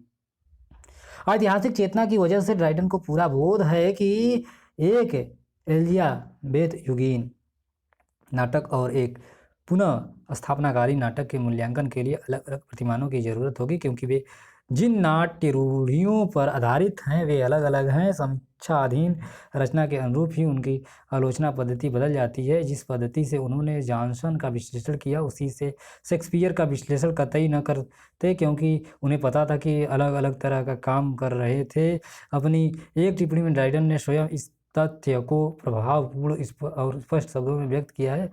अरस्तु ने कहा है, इतना ही काफ़ी नहीं है कि अरस्तु ने अपने त्रासदी के आदर्श सोफोक्लेस और यूरिपिडेस से ग्रहण किए थे, और यदि उन्होंने हमारे नाट्य आदर्शों को देखा होता तो अपनी राय बदल देते। व्यवहारिक आलोचना के क्षेत्र में ड्राइडन के इस मूल्यांकन की मुख्य विशेषता यह है कि इसमें भी तुलनात्मक आलोचना का प्रयास दिखाई देता है। इस पे फ्रांसीसी नाटकों के गुणों के सामने अंग्रेजी नाटकों के गुणों को रखकर दोनों का तुलनात्मक अध्ययन प्रस्तुत किया गया। यह ठीक है कि यह प्रयास सांस्कृतिक राष्ट्रीयता के भावना से ग्रस्त है। ड्राइडन यह सिद्धांत पर जैसे तुले हुए हैं कि अंग्रेजी नाटक फ्रांसीसी नाटकों से बेहतर है। यदि आप कथानक पर विचार करें तो हमारे कथानकों में विविधता कहीं ज़्यादा है। यदि लेखन को लें तो हमारे नाटक गति और दीनता से कहीं ज़्यादा स्पंदित हैं। नाट्य काव्य निबंध ड्राइडन के आलोचना सिद्धांत, वे इस बात से इनकार कर देते हैं कि फ्रांसीसी नाटककारों का अंग्रेजी नाटक पर किंचित भी प्रभाव है। हमने उनसे कुछ भी नहीं लिया है। हमारे कथानक अंग्रेजी करघों पर ही बुने गए हैं। श्रेष्ठता की दृष्टि से अंग्रेजी नाटक यूनानी नाटकों को भी अतिक्रांत कर जाता है। यूनानी लेखकों ने हमें रंगमंच की आरंभिक जानकारी दी थी, जिससे परिष्कार द्वारा वे परिपूर्णता के स्तर पर नहीं पहुंचा सके। पिछले युग की हमारी अनेक त्रासदियाँ अप्रतिम हैं और श्रेष्ठता की दृष्टि से सोफोक्लेस या यूरोपीय देश की त्रासदियों की अतिक्रांत कर जाती हैं। ड्राइडन ने अंग्रेजी त्रासदियों को एक और यूनानी रोमी और दूसरी ओर फ्रांसीसी, इतालवी, स्पेनी त्रासदियों की तुलना में रखकर देखा और उन्हें अन्य सभी से बेहतर घोषित किया। उन्होंने बताया कि विकास की दृष्टि से अंग्रेजी नाटक यूनानी नाटकों से बहुत आगे हैं। जहाँ तक फ्रांसीसी नाटकों का प्रश्न है, तुलनात्मक दृष्टि से यदि हम लोग कार्य व्यापार के अतिरेक के दोषी हैं तो फ्रांसीसी नाटककारों का दोष यह है कि वे बहुत कम कार्य व्यापार प्रस्तुत कर पाते हैं। कुल मिलाकर यही लगता है कि जैसे वे अंग्रेजी नाटकों के प्रयास पर आमादा है, नियम पालन के लिए भी अंग्रेजी नाटकों की प्रशंसा और नियम पालन न करने के लिए भी उनकी प्रशंसा। पहले तो हमारे अनेक नाटक ऐसे हैं जो उनके नाटकों की तरह ही शेक्सपियर या फ्लेचर, क्योंकि बेन जॉनसन के नाटक तो नियमानुवर्ती हैं ही फ्लेचर के जिन नाटकों में नियम का उल्लंघन दिखाई देता है, उनके लेखन में भी किसी भी फ्रांसीसी नाटक की अपेक्षा पुरुष उचित कल्पना और जीवंतता की मात्रा कहीं ज़्यादा है। यह सांस्कृतिक एकता, यह सांस्कृतिक राष्ट्रीयता का अतिरंजित रूप है, किंतु सांस्कृतिक राष्ट्रीयता का यह स्वर ड्राइडन के संपूर्ण लेखन में व्याप्त है। नाट्य, काव्य और निबंध में तो वे इस धारणा को प्रमुख लक्ष्य के रूप में सामने रख देते हैं। उन्होंने जगह जगह अपनी इस भावना को व्यक्त किया है। मैं इस बात से काफ़ी खुश हूँ कि मैंने एक अंग्रेज के रूप में जन्म लिया है। इस संदर्भ में उन्होंने कवि को कुछ पक्षपात का भी अधिकार दिया है। अपने देश को प्यार करना और उसकी भलाई तथा गौरव के बारे में सोचना वस्तुतः हमारा सामान्य दायित्व है। कवि और आगे जाता है, उसे आदर देने की कोशिश में उसे पक्षपात करने की अनुमति दी जा सकती है, क्योंकि वह सत्य से बंधा हुआ नहीं है, न वह इतिहास के नियमों से आबद्ध है। यह सांस्कृतिक राष्ट्रीयता युग की मांग थी, हालांकि आज हम इस सीमा तक इसका समर्थन नहीं कर सकते। ड्राइडन और नव्य शास्त्रवाद। अगला शीर्षक है ड्राइडन और नव्य शास्त्रवाद। ड्राइडन और नव्य शास्त्रवाद अपने सैद्धांतिक निबंध नाट्य काव्य में ड्राइडन ने अपने आप को एक ऐसे व्यक्ति नियंडर के रूप में प्रस्तुत किया है जो नए मूल्यों का वाहक है। केवल इस निबंध में ही वे एक आधुनिकतावादी के रूप में सामने नहीं आते, वरन अपने संपूर्ण आलोचनात्मक कृतित्व में वे कमोवेश इस भूमिका का निर्वहन करते हुए दिखाई देते हैं। ड्राइडन की चेतना में पिछला युग, पुनर्जागरण या शेक्सपियर का युग बार बार आता है। उनके अनुसार उस युग की उपलब्धियां ऐसी हैं जिसकी ऊंचाई तक स्वयं वे या उनके युग का कोई लेखक पहुंच नहीं सकता, किंतु कई बार उन्होंने यह संकेत किया है कि इस युग में संस्कार की कमी थी। उसकी आत्मा की संपूर्ण ऊर्जा के बावजूद वर्तमान युग की परिष्कृत कला से इसकी तुलना नहीं की जा सकती। वस्तुतः यह द्वंद्व केवल ड्राइडन के युग की विशेषता नहीं है, वरन हर युग में पैदा होता है। हर प्रासंगिक लेखक यह मानता है कि वह कुछ नया कर रहा है, परंपरा के विकास के साथ साथ उसमें कुछ नया जोड़ रहा है। ड्राइडन में यह आत्मचेतना बार बार क्रियाशील दिखाई देती है। नवीनता के उन्मेष के लिए यह जरूरी था कि अभिजात्यवादी नियमों की तो जगलबंदी में दरार डाली जाए। उन पर चोट किए बिना नई भूमिका का निर्वाह संभव न था, किंतु पुनर्स्थापन युग में उन नियमों के प्रति जो श्रद्धा भाव था, उसके चलते उस जकड़न को तोड़ा नहीं जा सकता था, बल्कि सीधे सीधे उस पर प्रहार भी नहीं किया जा सकता था। और अरस्तु और होरेस के नियमों के खिलाफ कुछ कहना लगभग ईश्वरीय निंदा जैसा था। साथ ही इस विरोध के बिना आधुनिकता में रूपांतरण का जो नया दायित्व इतिहास ने उन्हें सौंपा था, उसका निर्वाह नहीं किया जा सकता था। अरस्तु होरेस के प्रभाव से मुक्त होने के बाद ही शेक्सपियर या अन्य अंग्रेजी साहित्यकारों का मूल्यांकन संभव हो सकता था। शास्त्र और नवीनता के इस द्वंद्व में उन्होंने शास्त्र का आधार रखते हुए नवीन मूल्यों के प्रति अपनी सहानुभूति व्यक्त की और इस प्रकार इतिहास के एक कठिन दौर में महान आलोचक की भूमिका का सफलतापूर्वक निर्वाह किया। पुनः स्थापन युग या उसके काफ़ी बाद तक इंग्लैंड में किसी भी तरह के आलोचक के रूप में स्थान बना पाना सामान्य प्रवाह के विरुद्ध जाना था। उस समय तक विश्लेषणात्मक आलोचक के रूप में उभरना युग की दो अत्यंत सशक्त बौद्धिक प्रवृत्तियों के विरोध में पड़ता था। इनमें पहली थी नव्य शास्त्रवाद की प्रवृत्ति। समसामयिक फ्रांस में रचनात्मक स्तर पर नव्य शास्त्रीय सिद्धांतों को वैधता प्रदान की जा रही थी। इसका असर इंग्लैंड में भी पड़ रहा था। हालांकि यहाँ शेक्सपियर और एलिजाबेथ युग के अन्य नाटककारों ने इन सिद्धांतों की अवहेलना कर दी थी। प्राचीन यूनान और समसामयिक फ्रांस में अभिजात्यवादी नियमों को आधार मानकर श्रेष्ठ नाटकों की रचना की गई थी। इसके विपरीत इंग्लैंड में वे नाटक यानी जैसे शेक्सपियर के श्रेष्ठ थे जिनमें इन नियमों की घोर अवहेलना थी। यहाँ अभिजात्यवादियों नियमों को आधार मानकर जो नाटक रचे गए थे वे घटिया स्तर के थे। ड्राइडन इस माने में सौभाग्यशाली रहे कि उन्होंने अभिजात्यवादी यूनानी रोमी प्रतिमानों को फ्रांस के प्रसिद्ध नाटककार कार्नेई, जिनका समय है 1606 से 1684 के माध्यम से आत्मसात किया, जिन्हें इनकी व्यवहारिक कठिनाइयों का बोध था और उन्होंने इसका उपयोग रचनात्मक स्तर पर किया था। अतः ड्राइडन ने शास्त्रवाद का जो रूप आत्मसात किया वह काफ़ी हल्का और बुद्धिसंगत था। जब तक फ्रांसीसी नव्य शास्त्रवाद का पूरा प्रभाव इंग्लैंड में आया, ड्राइडन ने उसका प्रतिरोध करने का साहस ड्राइडन में उसका प्रतिरोध करने का साहस आ गया था। वे अपने रास्ते पर जा सकते थे। वस्तुतः नव्य शास्त्रवाद और विश्लेषणात्मक आलोचना दोनों साथ साथ नहीं चल सकते थे। ऐसे रीतिवाद और विश्लेषणात्मक आलोचना में किसी तरह का तालमेल संभव न था।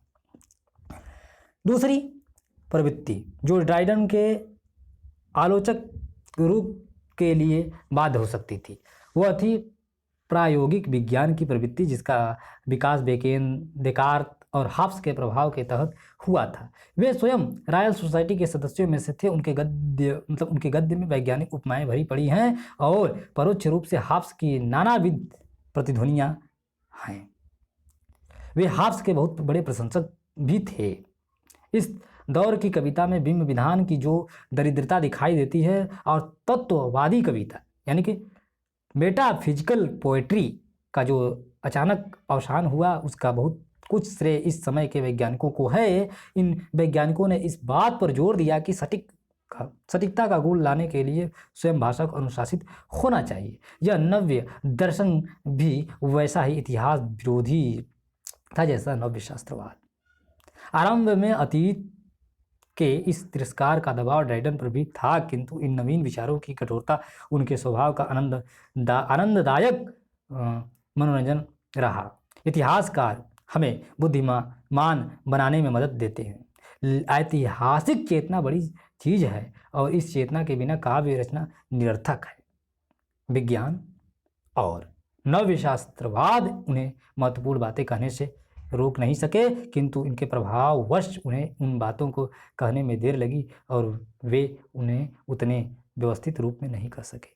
ड्राइडन ने अभिजातवादी यूनानी रोमी काव्य सिद्धांतों का विरोध करने में युक्ति का काम लिया। उन पर प्रत्यक्ष प्रहार खतरनाक सिद्ध हो सकता था, अतः उन्होंने प्रत्यक्ष रूप से समसामयिक फ्रांसीसी काव्य प्रतिमानों को विरोध का लक्ष्य बनाया और यूनानी रोमी प्रतिमानों का विरोध करने में परोक्ष पद्धति का अपनाई। यूं भी यूनान और रोम का साहित्य मृत भाषाओं का साहित्य था, वह सुदूर अतीत की वस्तु था, अतः उसके प्रति आदर भाव बने रहने में कोई नुकसान नहीं था। उसके प्रति स्पर्धा का भाव नहीं हो सकता था। इसके विपरीत फ्रांसीसी साहित्यिक समसामयिक था। सांस्कृतिक क्षेत्र में पूरे यूरोप में इसका वर्चस्व था। इंग्लैंड के संदर्भ में यह वर्चस्व और भी महत्वपूर्ण था, क्योंकि यहाँ के सांस्कृतिक क्षेत्रों में इस बड़े आग्रह के साथ ग्रहण किया जा रहा था इससे इंग्लैंड की सांस्कृतिक अस्मिता के लिए खतरा भी पैदा हो गया था। इसलिए फ्रांस को विरोध का लक्ष्य बनाने में दोहरा लाभ था, अपनी सांस्कृतिक अस्मिता की रक्षा और अभिजातवादी कला प्रतिमानों पर प्रहार। ड्राइडन ने अरस्तु को आधार रूप में ग्रहण करके ही उनका विरोध किया। उन्होंने शास्त्रीय नियमों के अनुकरण के बजाय प्रकृति के अनुकरण पर बल दिया। यह बल अरस्तु के मान्यता के अनुरूप ही था। फिर प्रकृति के अनुकरण के इस सूत्र में उन्होंने ऐतिहासिक आयाम का संयोग किया। यह प्रकृति शाश्वत या चिंतन नहीं है, वरन सतत परिवर्तनशील है और ऐतिहासिक विकास क्रम में इसमें संश्लिष्टता और विविधता की मात्रा बढ़ती गई है। इस प्रकार संश्लिष्टता और विविधता को उन्होंने विकासशील मानव प्रकृति के विकास के रूप में ग्रहण किया। जिस साहित्य में जितना ज़्यादा विविधता होगी वह मानव प्रकृति के उतना ही अनुरूप होगा और उसी अनुरूप में उसमें आनंद प्रदान करने की क्षमता भी अधिक होगी। क्या कथानक, क्या बात, सभी क्षेत्रों में विकास की दिशाएं सफलता से विविधता की ओर है। कहने की आवश्यकता नहीं है कि यूनानी और फ्रांसीसी नाटकों की तुलना अंग्रेजी नाटकों में यह विविधता कहीं ज़्यादा थी। उनमें कथानक के साथ साथ उपकथानक भी थे और फिर कथानक का अनेक अंकों और दृश्यों में विभाजन किया गया था। उनमें पात्रों की संख्या भी अधिक थी। तात्पर्य यह कि उनमें कथानक के स्तर पर भी विविधता थी और पात्रों के स्तर पर भी। ऐतिहासिक विकास की दृष्टि से चूंकि यह विविधता अधिक विकसित चरण की सूचक है, यह अतः जिन नाटकों में विविधता ज़्यादा होगी वे श्रेष्ठ माने जाएंगे। शर्त यही है कि नाटककार उस विविधता का निर्वाह कर सके, उसमें संरचनात्मक अनुमति ला सके। विविधता के अभाव में एक रसता आती है। इसलिए शेक्सपियर के नाटकों की तुलना में यूनानी और फ्रांसीसी नाटक नीरस और निर्जीव दिखाई देते हैं। प्राचीन नाटकों में कमी क्या है, यह प्रश्न ड्राइडन पूछते हैं और फिर इसका उत्तर भी देते हैं। उनके कथानक संकीर्ण हैं और पात्रों की संख्या बहुत सीमित है। जब उनमें विविधता की इतनी कमी थी तो क्या उनकी श्रेष्ठता इतनी उच्च कोटि की हो सकती है? या जो कुछ उन्होंने किया उसे करना क्या काफ़ी आसान नहीं था? इस प्रकार फ्रांसीसी नाटकों की तुलना में अंग्रेजी नाट्य साहित्य तुलनात्मक उपक्रम नहीं है। विविधता, संश्लिष्टता और गहराई अंग्रेजी नाट्य साहित्य में ज़्यादा है। नियम पालन में यह भेद श्रोताओं के रुचि भेद की वजह से है। यदि अंग्रेजी दर्शकों की अभिरुचि फ्रांसीसी दर्शकों के अभिरुचि जैसी होती तो वे नियम पालन में भी उनसे कहीं आगे होते। यही हमारे दर्शक वर्ग की अभिरुचि उनकी जैसी होती। यदि हमारे दर्शक की अभिरुचि उनकी अभिरुचि जैसी होती तो वे नियम पालन में भी उससे कहीं आगे होते। यदि हमारे दर्शक वर्ग की अभिरुचि उनकी जैसी होती तो हमारे कवि जितनी आसानी से उन नियमों का पालन कर सकते थे, उतनी आसानी से फ्रांसीसी लेखक हमारे विचारों की विविधता अथवा हमारे रचना विधान की दुस्साध्य विविधता के स्तर तक नहीं उठ सकते थे।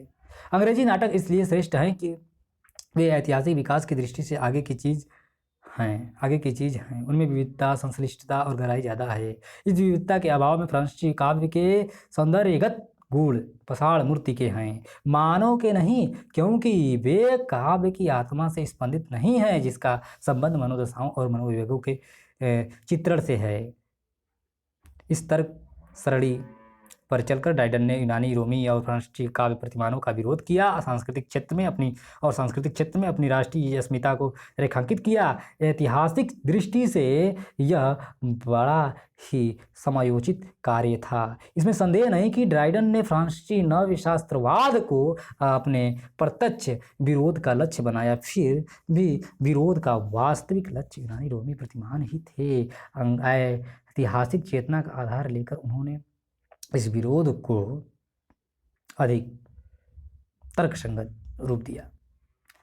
किसी रचना को आकार देने में पाठकीय अभिरुचि की निश्चित भूमिका होती है। यह अभिरुचि युग और राष्ट्रीय चेतना से निर्धारित होती है। शेक्सपियर और फ्लेचर ने अपने युग और राष्ट्रीय चेतना को संबोधित करके लिखा था। हालांकि मानव प्रकृति सर्वत्र एक जैसी है और साथ ही मानव विवेक भी, फिर भी जलवायु, युग और जिन लोगों को संबोधित करके कवि लिखता है, उनमें रूप रंग इतने भिन्न हो सकते हैं कि जो चीज़ यूनानी के लिए आनंदप्रद थी वह जरूरी नहीं कि अंग्रेजी श्रोताओं को भी परितुष्ट करे।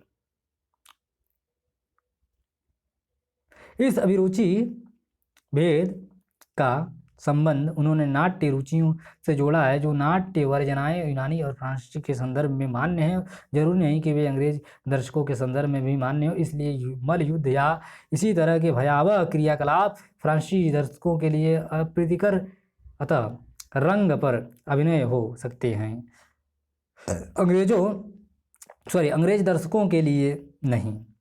राइमर की पुस्तक का जवाब देने के लिए ड्राइडन ने जो टिप्पणियाँ लिखी, उनमें अरस्तुत के विरोध का स्वर अधिक मुखर है। अरस्तुत ने ऐसा कहा है कि इतना ही काफ़ी नहीं है, क्योंकि अरस्तुत ने अपने त्रासदी विषयक आदर्श सोफोक्लेस और यूरिपिदेस से ग्रहण किए थे, और यदि उन्होंने हमारे नाटक आदर्शों को देखा होता तो अपनी राय बदल देते। महाकाव्य और त्रासदी में अरस्तुत ने त्रासदी को अधिक महत्वपूर्ण माना था। ड्राइडन ने सापेक्षिक दृष्टि से महाकाव्य को अधिक महत्व दिया। अपने तर्क को व्यंग की धार से और पैनापन बनाते हुए ड्राइडन ने लिखा।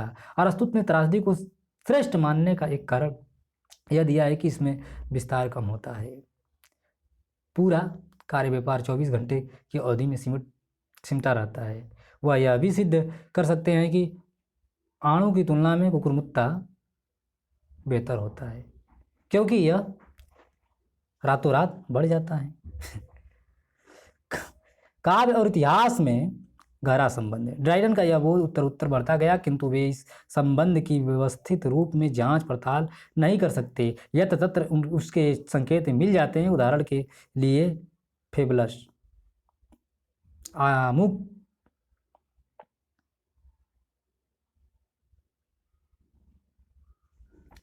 स्पेंसर ने एकाधिक बार यह संकेत किया है कि उसके शरीर में चांसर की आत्मा संचरित हो गई है। उसने मुझे अपनी मृत्यु के 200 वर्ष बाद जन्म दिया है। मिल्टन ने मेरे सामने यह स्वीकार किया है कि उसका मूल स्वरूप स्पेंसर था। इसी आमुख में जो चांसर का संवेदनशील अध्ययन आया है, वह भी इस प्रकार की ऐतिहासिक दृष्टि से संपन्न है।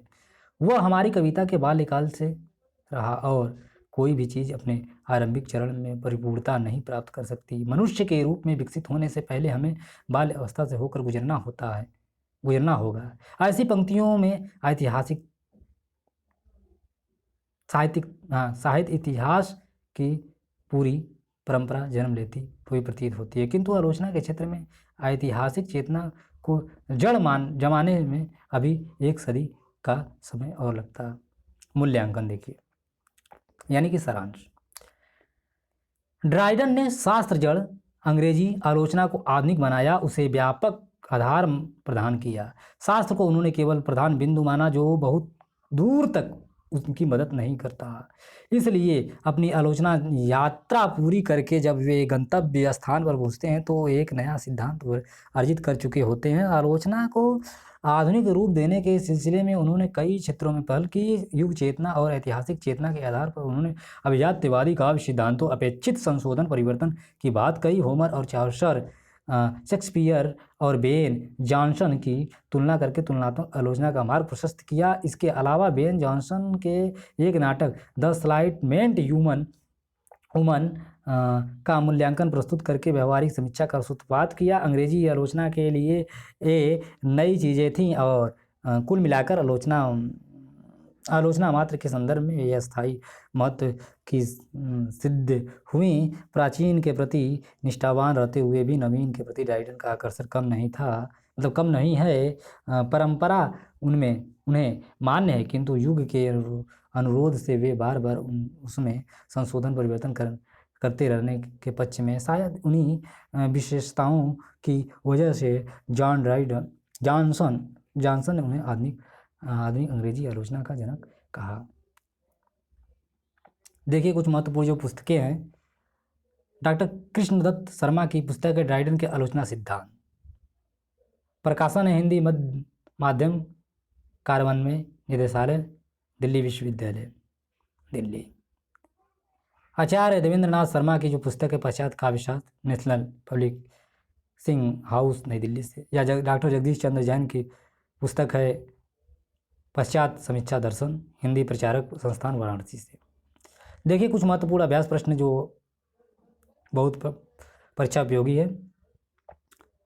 ड्राइडन के आलोचना सिद्धांत का विवेचन कीजिए। ड्राइडन के युग और परिवेश पर संक्षेप में विचार कीजिए। नाट्य काव्य नामक ड्राइडन के निबंध के मूल कथ्य पर प्रकाश डालिए। ड्राइडन और नव्य शास्त्रवाद के संबंध का निर्धारण कीजिए। ड्राइडन द्वारा प्रतिपादित तुलनात्मक और व्यवहारिक आलोचना पर संक्षिप्त टिप्पणी लिखिए। प्यारे साथियों, यदि आप चाहें तो इन प्रश्नों का उत्तर आप कमेंट बॉक्स में दे सकते हैं। खैर, अब हम लोग अगले रिकॉर्डिंग में स्वतंत्रतावादी काव्य चिंतन और वर्ड्सवर्थ तथा कॉलरिज को लेकर उपस्थित होंगे। तो प्यारे साथियों, आप सभी से पुनः साहित्यिक सहृदय सविनय निवेदन है कि यह रिकॉर्डिंग मैं दृष्टिबाधित एवं दिव्यांग साथियों के लिए किया हूँ। कृपया आप उन्हें अवश्य शेयर कीजिए। शुरू से अंत तक बने रहने के लिए आप सभी को बहुत बहुत बार आत्मिक धन्यवाद।